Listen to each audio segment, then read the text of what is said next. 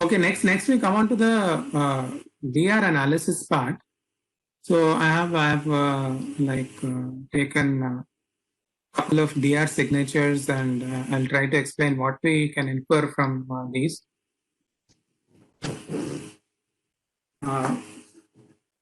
First and foremost is the arc or flashover at voltage peak. So most of the fault in grid normally they occur due to flashover. And this mainly happens during the voltage peak. So what happens whenever the insulation gets weakened, it will prone to get failed at the whenever the voltage reaches its peak. Whenever the voltage reaches its peak, what will happen? The electric stress, it will be at its highest value, and this in turn will help and start the ionization process. Right? This ionization process will start the arc over or flashover, and this arc over will lead to a fault. So I have listed here 5 conditions where this arc over or flashover may happen. That is, a heavily loaded transmission line sags to a tree in a constraint within its right of way. If a tree is coming, and if there is a sag in the transmission line due to high load, so whenever this voltage peak is happening, at that time there is a possible of a flashover. Similar thing will happen. Heavy wind moves a tree to contact an energized line. When a live conductor falls onto a ground or grounded object, or insulator flashover due to pollution, or ionized cloud caused by gas eruption or a bushfire. So all these in all these cases, this arc over or flashover, it will occur, and it will mostly occur at the voltage peak. So let us see whether it happens or not. So I have taken a DR for a transmission line fault. We can see these are the R, Y, and B phase voltage. This is the neutral voltage, and these are the R, Y, and B phase current, and this is the neutral current, right? So there is a YN fault, right? So let us see whether this arc over. I have just zoomed this portion, and this portion I have zoomed in. Let us see what happens. So we see that the voltage is going to its peak. At that time, this fault is happening. So at voltage peak, this particular fault has happened, arc over has happened, and the fault is happening, right? And one thing I have written is symmetrical fault current. One thing what we have to notice is whenever the fault is happening at the peak voltage, what happens? The DC offset will not be there, and you will get a symmetrical fault current, right? So this thing also we can note from here.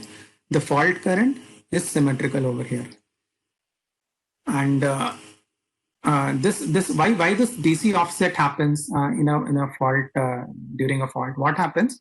The fault current in the loop, it cannot change instantaneously through a inductance. So that is why this DC offset comes into picture, and this DC offset is usually absent when the voltage, it happens at the voltage peak, and the DC offset will be maximum when this fault is happening at the voltage 0 point.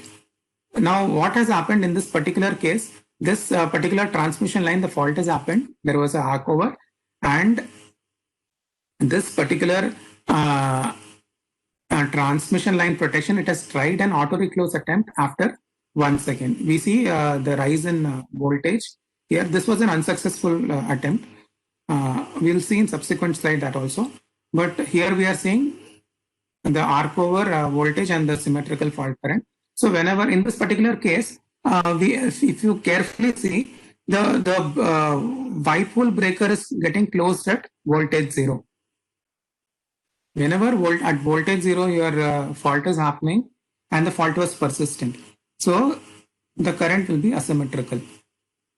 So this thing we can notice. So whenever you are analyzing your DR, you can see if this particular voltage is occurring at a voltage peak, then it is possibly due to arc over or flash over which has happened at the voltage peak, and these could be one of the reasons for which this has happened, right? So this is the inference what we draw from these DR. Next, we can also observe like this is a signature of a bolted fault. That is, there is almost no resistance present for the fault. So this is a case where there was a fault of lightning arrestor, and we see around 9 kiloampere fault, and we observed there was R phase LA failure, and we see almost there is only 3 kV what it is showing. So almost there is it is zero, very less fault resistance what was presented, and this was a bolted fault. So during bolted fault, we usually when the resistance is fault resistance is very less, we usually see symmetrical and unsymmetrical. What I told was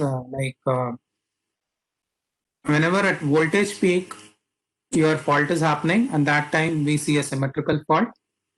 And whenever the DC offset will be maximum whenever the fault is happening at the voltage zero. This is at the voltage peak, symmetrical, voltage zero, reclose, and it is asymmetrical. You can also verify this in a DR, whichever you get this particular aspect.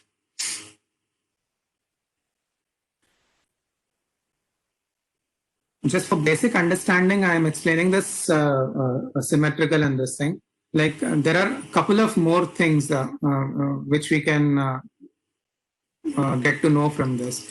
Like there was a fault in this particular phase, but we see a rise in current in healthy phases also. So this is due to the component I0 minus I1 which is present, which will lead to increase in current. So we need to understand more for that. When both the ends are feeding onto the fault, how that I0 minus I1 component comes and all. So for basic understanding, I'm just explaining this arc over thing here. So we see during a bolted fault, like there is no resistance and the fault current is very high. And in this particular case, there was a fault in the transmission line, and we see this voltage is not zero actually. So this is the voltage due to fault resistance, which what we are seeing here for the 3 cycles actually. There may be a tree touch due to which this fault may have occurred, and which is causing that fault resistance to appear over here, the drop across the fault resistance. And in this particular case, we see there is only 1 kiloamp fault in the neutral, and this is for we are seeing the fault current for a longer time. So in this particular event, we are not seeing dip in voltage much. So and the rise in current is only, the fault current is only 1 kiloampere or 1000 ampere. So these are high resistance faults, and as I said, these high resistance fault, they pose challenges for the distance relay for detecting, and these can only be sensed by if your directional earth fault protection is enabled for your transmission line, right? So by observing this, the voltage and current, we can very clearly say whether it was a bolted fault or fault was with some resistance, or it was a fault with a very high fault resistance. Next, we come to a case like fault and transmission line. There was a single line to ground fault, and there was an auto reclose, right? So in this particular case, just to clarify, we usually have only single line to ground fault. We have auto reclose, and only with zone 1 or a carrier aided trip, we'll have a auto reclose. We'll not have an auto reclose for two-phase fault or a double line to ground fault or a three-phase fault. And we will have auto reclose attempt only for a single pole trip, single line to ground fault, right? So this is a case of a single line to ground fault in R phase, and there was a successful closure. Like the protection will attempt one auto reclose after a dead time, breaker dead time of 1 second. What is the importance of this breaker dead time? You have to allow sufficient time for the breaker contacts to get opened and the arc to get extinguished. This dead time basically depends on the circuit breaker manufacturer. And mostly in 400 kV and above transmission lines, we have a dead time of 1 second. In few of the 220 kV transmission lines, we have seen dead time of 800 millisecond or 600 milliseconds. So the OEM would have recommended like you can go with even a dead time of 600 milliseconds. So they have gone with lesser dead time. But 400 kV and above, we usually have a dead time of 1 second. And this dead time is provided for so that the contacts get fully open and the arc gets extinguished, right? So how the protection will carry out this? Whenever your distance relay senses a single line to ground fault, what it will do, it will give a single phase strip command to your breaker, right? And at the same time, it will give one initiation to the auto reclose relay or your BCU. In these days, we also have automation in your substation where BCU is used, bay controller unit. Either be auto reclose either through a separate AR relay or through your BCU, right? So initiation is given. Let us take example of auto reclose relay itself, not the bay controller unit for right now. So the moment SLG fault happens, the distance relay will extend a trip to your breaker, the particular faulty phase, and also simultaneously it will give an initiation to the auto reclose relay. Now the auto reclose relay, what it does, the moment it gets an initiation, it will come to know that one single phase ground fault has happened. Now the auto reclose relay, in addition to this initiation, it will check for few other things, like whether there is healthy pressure within the breaker. The breaker operating mechanism is usually a pneumatic mechanism or a hydraulic mechanism or a spring mechanism. So suppose if it is a pneumatic operated breaker, so there should be sufficient air pressure for the mechanism to pull down the lever. So if suppose there is not sufficient air pressure, the breaker is not going to operate. So we have pressure switches mounted in the circuit breaker, which gives input signal to the auto reclose relay. So if the pressure is low, then this one positive will get extended to the auto reclose relay. So what is the main motive? Like if your pressure is low, then it should not attempt an auto reclose. So you have your pressure. If it's a pneumatic system, it gets monitored. Then in the chamber, braking chamber, the SF6 gas pressure, it should be at correct pressure level. It should not be low. Many a times we see due to gas leak, SF6 gas leak, this SF6 pressure goes low. Next we have the pneumatic pressure, then your SF6 pressure, and also one more condition is the PLCC channel fail. If both the PLCC channel are in failed condition, then also your auto reclose should not happen. So it will check for all these block condition, initiation received, and if there is no block command from these three signals, then what will happen? It will attempt one auto reclose after a dead time of 1 second. Now this auto reclose relay will extend. It will extend a positive to the close coil of your breaker, right? So in this particular case, there is a fault happening, and after 1 second, the breaker get closed. So what we are seeing, the voltage is reappearing, right? And the current is reappearing here.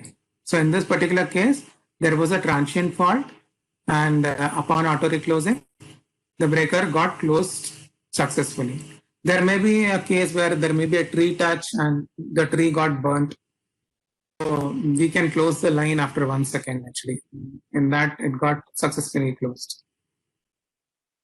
So this was a case of single phase auto reclose and successful reclosure. And this is one case, a particular case where for a single phase auto reclosure, this is a line connected to a HVDC back-to-back station. So in this particular case, what happens during a single line to ground fault, all the 3 poles, they get open, tripped, and they will try to attempt a close 1 second actually. This particular thing was done because due to the imbalance, like we imbalance current over here during single line to ground auto reclose. So that was causing commutation failure in your HVDC back-to-back station. So in this particular case, it was agreed like if there was a single line to ground fault, then all the 3 poles may be tripped, and after that it may be reclosed. So in this is also case of a successful auto reclosure. The currents and the voltages are coming back.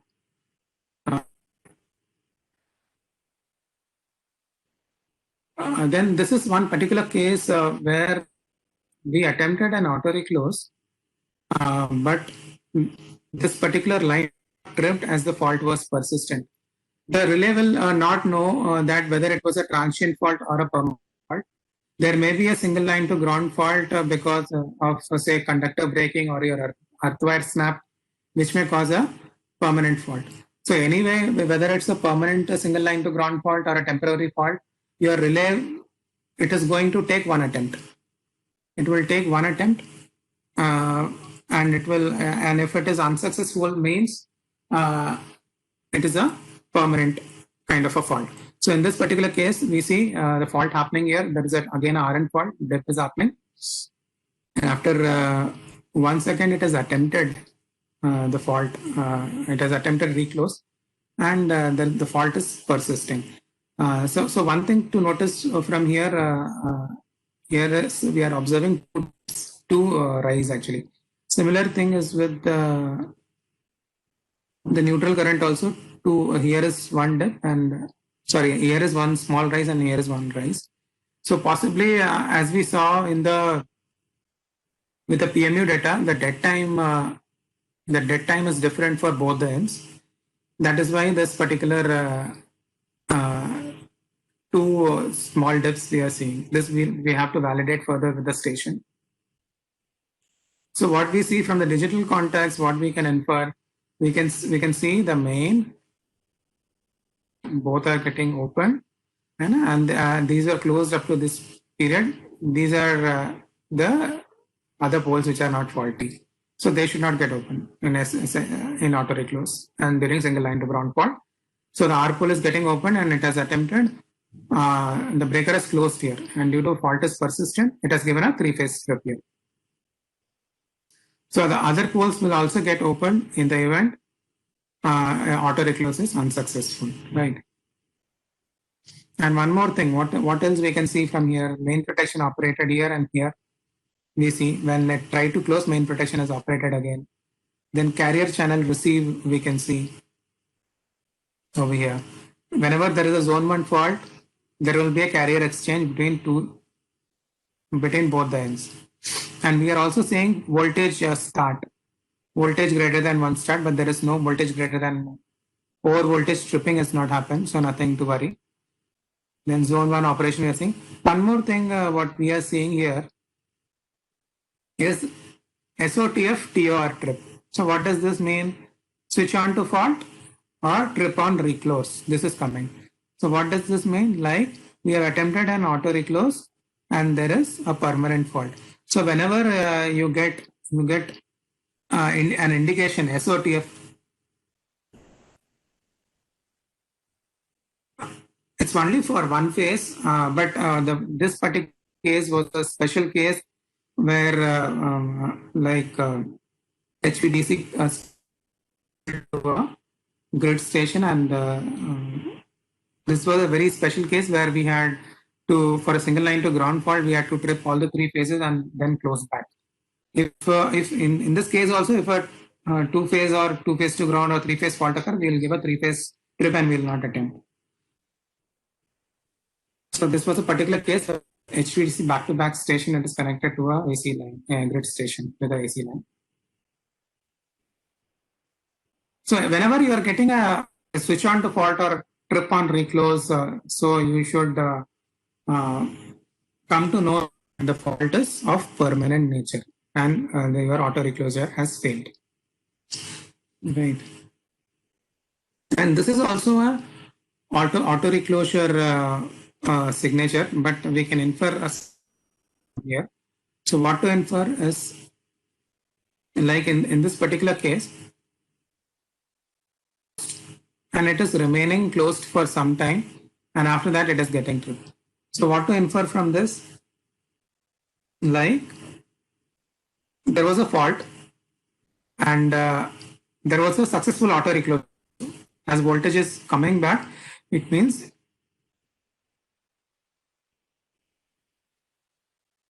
am I audible? Yes, sir, you are audible, sir, very much audible. Okay. So what has happened? Like there was this auto reclose is successful, and after some time a second fault is happening. So usually in the single phase auto reclosure scheme, what we have, one is called the dead time of the circuit breaker, and the another thing what is called as the reclaim time of the circuit breaker. So the reclaim time is usually 25 seconds. So what is the significance of reclaim time? So whenever a fault is happening, your pneumatic system, it would have operated, or your hydraulic system would have operated. That is, it would have pulled down your rod, and again it has, during tripping, it will pull down, and for closing, it will go up. That is pull back, so that the contact get. So what happens in this? Some pressure would have been used. So you need to build back this pressure of the pneumatic or the hydraulic system. So you need certain amount of time for this pressure to build up. So the air compressor or the hydraulic compressor is there, which will automatically start once this pressure drops, and it will start building the pressure. So you cannot attempt a second auto within the reclaim time, during which this pressure is getting rebuilt. So whenever a second fault happens within reclaim time of 25 seconds, it will give a three-phase strip. Right. So in this particular case, there was a successful reclosure, but as the second fault, transient fault happened during the reclaim time, it will give a three-phase strip.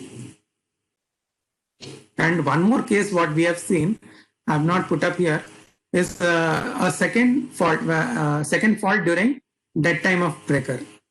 In that case also, like in this particular case, a fault has happened in the Y phase. If suppose we have what we have seen, that the remaining phases, R phase and B phase, they are healthy. But we have seen few cases where during this dead time of breaker, there was a second fault happened in this phase or this phase. So in those cases, what should happen? The protection should give a three-phase strip immediately. It should not wait for. It should not attempt an auto reclose actually. In few we have observed this misoperation, like it has attempted an auto reclose. It should not happen. A subsequent SLG fault within that time, it should result in a three-phase strip. Next, we initially we saw the single line to ground faults. So one more thing, what to observe in the single line to ground fault is, if it is clear, we'll see. Yeah, this the phase which is affected and the ground, it will have a mirror reflection. Actually, the exact fault current, it will flow into the ground, and that is also what we can infer from the single line ground fault. See, this will be exact mirror image. That is, whatever fault current is there, it will flow into the ground. Next is the face-to-face fault. So in this case, we can see these are 180 degree, the fault current are 180 degree out of phase. There is no presence of neutral current, and these two voltages, R and Y voltages, they are getting reduced. And almost 2.5 cycles, this particular fault has got cleared. So whenever there is a face-to-face fault, we can see that both are having 180 degree opposite. That is the same current is flowing into the, this is ABC or RYB. R phase current is flowing into the Y phase, right? This is the case of a double line to ground fault. So double line to ground fault, two phases are involved in this particular event, and also there will be some current in the neutral. So one more thing, what we can see from the phasor diagram is, like in the previous case, it was 180 degree out of phase, but in this particular case, it will not be 180 degree out of phase. It will be somewhat closer to 180 degree. So in a double line to ground fault, because of the current also involving the earth, this will not be 180 degree out of phase, but it will be somewhat nearly equal to 180 degrees. Right?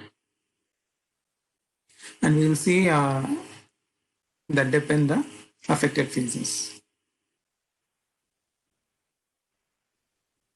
Then three-phase to ground fault, this is a symmetrical fault. We can see like there is a voltage dip and there is a current, balanced fault current. This we can see, on fault current and neutral as this is a three-phase to ground fault. This is what we can infer from this. Now, this is a case where your distance zone, distance protection zone 2 has operated. So what has happened in this particular case? There was a fault in this particular line, and the main and the first backup protection, as we say, the main protection will distance protection, zone 1, and the first backup is the local breaker backup protection, which we say. So if the primary protection or distance protection is to operate, it will clear the fault in say 2 to 3 cycles, and your local breaker back, it will clear the fault in say 200 milliseconds, right? First backup, but both these have not cleared. So what will happen? The second backup, that is the zone 2 of distance protection, delay of 350 to 500 milliseconds. If it comes within its reach of zone 2, it will clear the fault. So in this particular case, we see the fault clearing time nearly 480 milliseconds, and it is a B phase to ground fault. There was, this protections did not operate here, so it was clear from the remote end, zone 2 time.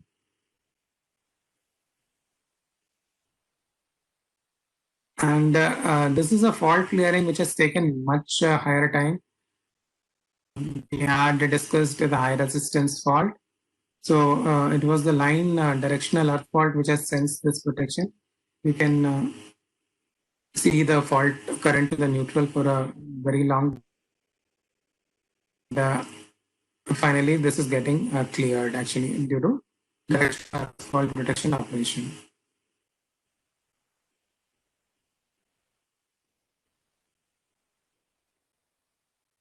So we will see a couple of over voltage trippings.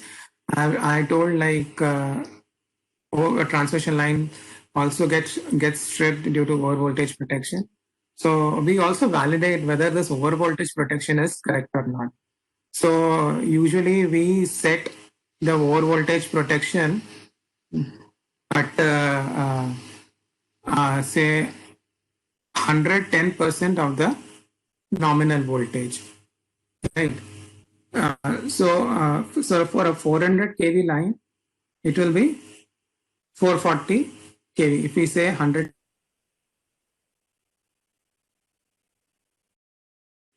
kV, and these in the DR, we usually see the phase to earth voltages.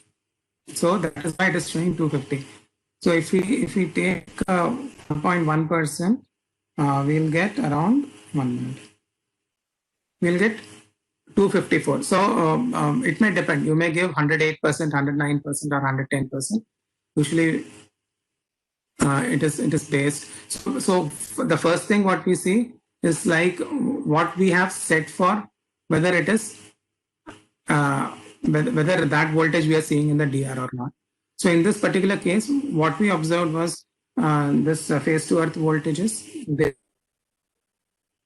They were equal to the settings which were set in the relay, and this was actually an actual over voltage which happened in the grid, and this over voltage protection was correct. And what happens in the event of a over voltage tripping, the local end will sense and trip its own breakers, and also it will send a direct trip command to the remote end through power line carrier communication or a fiber. That is, if you use DTPC, digital teleprotection coupler, then either DTPC or PLCC will be used to send the direct trip command. In this particular case, we see voltage is going to 0 and current going to 0.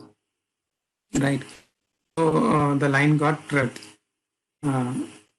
So this was the correct operation. Now, in few cases, we also see like the over voltage protection has operated, but the voltage is still persisting. In these particular cases, what has happened is the direct trip command, it has not gone to the remote end. That is why the line is holding. If the line is holding from the remote end, we will get the voltages in the DR, and the current is 0 because it has stripped the local breaker. So with this, we can infer that line is holding from the other end. Then we have a few cases where the settings, it is lesser than the settings which have been implemented in the relay. Suppose we had implemented 1.1% of nominal voltage, which is 4 kV, say 253, but in the actual, what we are seeing is 241 kV only recorded, disturbance recorded. So this particular case has to be analyzed. This is not a correct operation of your over voltage, and this has to be analyzed. So what all we see in this? First, we will see the what is the implemented setting in this, and second to check is the drop off to pickup ratio of the relay. So what is drop off to pickup ratio? So what happens? Suppose there is an increase in voltage in the grid voltage, and suppose it has reached the threshold voltage. Let us say we have set the relay pickup voltage as 251 kV, right? If 251 kV is there, the relay will pick up. Usually the over voltage on protection, it has a time delay of 8 to 10 seconds. So if this 251 kV persists for 8 to 10 seconds, after 10 seconds, the relay will give a trip command to the breaker. But what if during this 10 second, the grid voltage has started going down? Suppose if it reduces to 249 kV and below, it should not. But there is one factor of the relay which is called the drop off to pickup ratio. Like there will be a threshold at which the relay will pick up. Once picked up, even if the voltage is going down, there will be a threshold voltage at which the relay will drop off. So now usually we ask the utilities to set a 98% drop off to pickup ratio, so that even in the event of the voltage going low, at a certain should trip. So let us see for one case. So what we will do, we will just multiply the drop off to pickup ratio with the pickup threshold. Suppose it is what we said, it was if we had set for 110 kV, the voltage will be 254, and if we multiply by 0.99, which is the drop off for this thing, so the voltage which should come, the voltage should be 248 kV. So up to 248 kV, it is allowed. Nothing can be done because it is relay's inherent feature. But in this particular case, we are seeing voltages even below the drop off to, considering the drop off to pickup ratio of relay, that is 241 kV. Even if there was over voltage and the relay drop off to pickup ratio was 98%, it should have resetted at 248 kV. But in this particular case, we are saying still the over voltage relay was in pickup condition and it has operated at 241 kV. So this is an incorrect operation. So one possible thing could be the relay drop off to pickup. Okay, I'll just try to answer the queries after I finish up. So possibly it is having 95% or 96% drop off to pickup ratio. So either we ask the utilities to change the relay, or if it is settable, if it is possible to increase the drop off to pickup ratio, they should increase it. Or the last solution is to replace the relay, because we don't want undesired over voltage tripping when the voltage is not up to the threshold level. So this drop off to pickup ratio also matters for over voltage trippings. So it is simple, like whatever pickup value you have set, you have to multiply the drop off to pickup ratio, and drop off to pickup ratio we set as 98%, 0.98. So simply multiply 0.98 to your whatever value you have set, and you have to check. So that value you should see in the DR. If you are seeing less than that, if you are, suppose in this case we had after multiplying we had the value as 248 kV, but in the DR we are seeing 241 kV, so it is wrong. So we have to again take up with the utility and check for the drop off to pickup ratio. One more case what we observe is voltage variation between RY and D phase, that is CVT errors. So in this particular case we see variation in the phase voltages, like one is showing 247, one is 239, and one is at 250 kV. So in this particular case, we have to analyze like which particular CVT is faulty, possible capacitor stacks within the CVT unit getting shorted, and it will start reading high. So utilities usually have a practice of measuring the secondary voltages of the CVT, say in a week's or a 15 days time, and by comparing the phase voltages, and beyond a certain level, they will replace the CVT. So in this particular case, it is very much required, like 239 and 250, huge difference, 11 kV difference. So they have to find out and replace. CVT, they are prone to get faulty actually when they are subjected to continuous over voltages actually. So this was also an incorrect operation of over voltage protection, which is not desired. So all these things we analyze, and next we come to one case of over voltage where over voltage may falsely happen, and there may not be actual over voltage in the primary, but your over voltage is picked up. This may happen due to multiple CVT secondary earthing, or it may happen due to, if you are neutral, CVT secondary neutral at the relay end is if it is loose, it may also happen. So this was one particular case where we had observed so high voltage, but there was no actual over voltage in the primary circuits. However, due to the wiring issues or multiple earthing issue in the CVT secondary, these voltages, wrong voltages were observed and the relay tripped. So these were the cases of over voltage. And this is one DR from the ICT, operation of ICT differential protection. So there was a R phase to earth fault due to CT failure in the ICT bay. And this had led to the differential protection.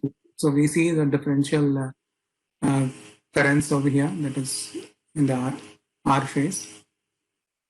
And same thing with the HV and LV. So there was an actual fault which had led to the differential protection operation of the ICT.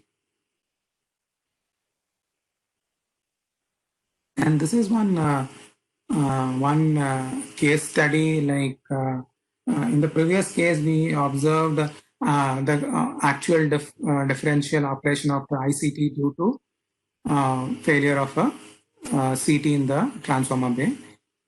In this particular case, what happened? There was a single line to ground fault in one of the 400 kV transmission line, and the generator transformer in the adjacent power station, it got tripped, and this also led to the unit tripping due to GT tripping.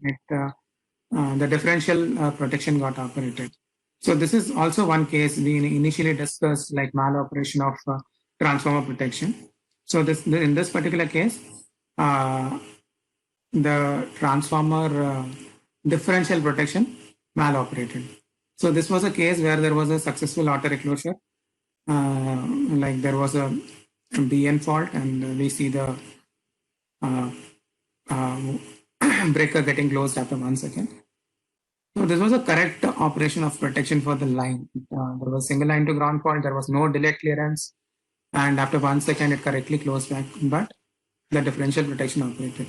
So this was incorrect operation. So if we see the what we say disturbance recorder of the generator transformer, we observed differential current in this. So the relay saw differential current, but it was a through fault, but still it saw differential current and it tripped. So we tried to analyze what was the cause for this maloperation.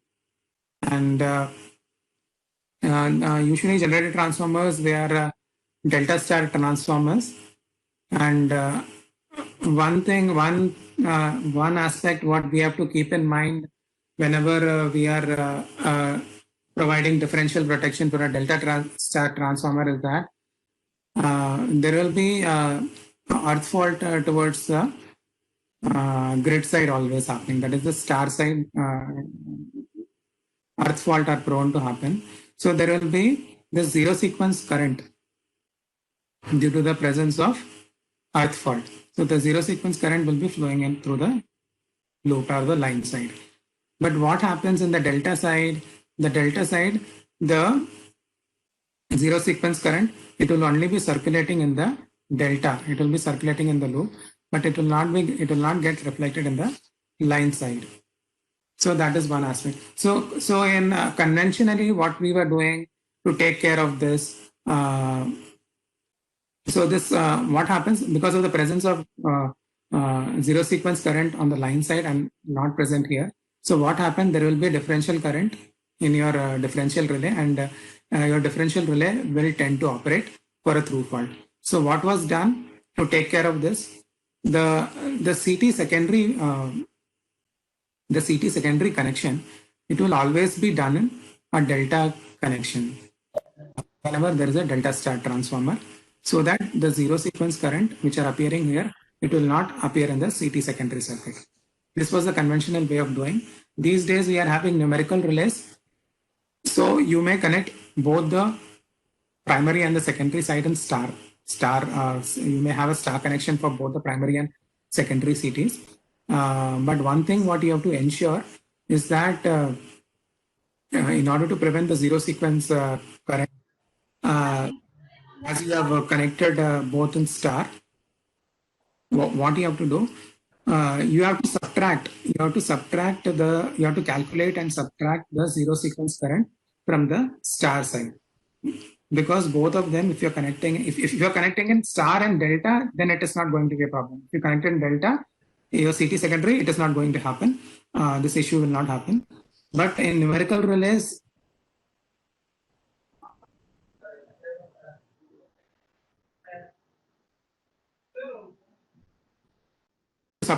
you have to subtract the zero sequence current from the differential current. So in this particular case, there was a numerical relay which was put up, and they had not enabled the zero sequence compensation on. With zero sequence compensation on only, we will be subtracting the zero sequence current in the star side. So that was not present. So this particular event was simulated by the relay manufacturer, And it was seen like with a zero sequence filter on, when this particular zero sequence current were not getting subtracted, it was closely coming to the near the characteristic of the bias characteristic of the differential relay. So this is the tripping zone and this is the restraint zone. So in this particular case, it was coming very close to the tripping zone. And when we were enabling zero sequence filter, that is when we were subtracting the zero sequence current on the star side, this was not coming near to the characteristics. So it was found out like we have to switch on the zero sequence filter and the subtraction should happen. And that was the reason for this maloperation of differential happening. So whenever we are seeing this case of differential maloperation during a through fault, the first thing what you have to see whether this zero sequence filter it is enabled or not. So here also we see that the differential current is considerably reducing when the zero sequence filter is switched on. So I finish off my presentation with this. I think this analysis part will be okay for this time. Maybe in future presentation, we'll get more deeper and we'll try to analyze more fault studies and more DR analysis we'll try to do. In this presentation, I try to keep the basic and whatever basic understanding you require, that only. So I complete my presentation.